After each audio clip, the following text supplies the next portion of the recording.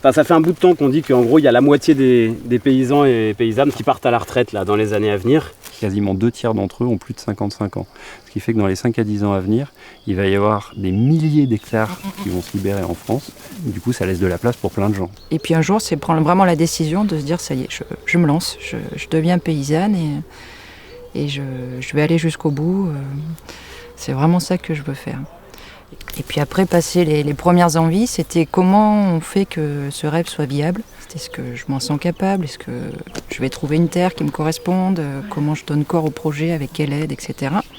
Et après, donc là, c'est de l'accompagnement de projet, c'est retourner à l'école pour se former. Après, quand tu fais un projet où tu cherches un petit peu à gratter sur des pratiques différentes, sur comment tu pourrais t'y prendre, comment conduire tes cultures, le CIVAM, l'ADAR, c'est quand même des gens que tu rencontres assez vite. L'ADAR, c'est vraiment l'organisme de formation et de soutien à l'installation qui est lié à la conf.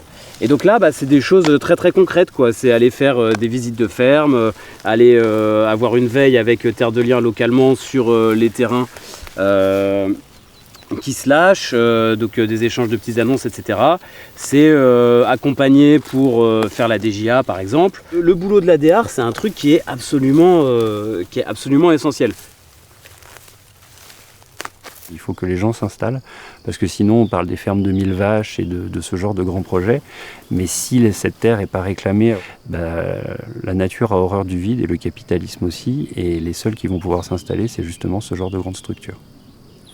En CDOA, donc c'est une commission départementale d'orientation agricole, où sont représentés tous les syndicats agricoles, la chambre d'agriculture, toutes les institutions liées à l'agricole. Et on discute entre autres des dossiers d'installation. Il va y avoir donc le schéma régional des structures qui va arbitrer dans le sens où si la personne s'installe, elle va être prioritaire. Si la personne a moins d'hectares que l'autre, elle va être prioritaire par rapport à l'autre, etc. Bien qu'il y ait une réglementation qui est cadrée, il y a quand même possibilité à la CDOA d'essayer de faire une sorte d'arbitrage.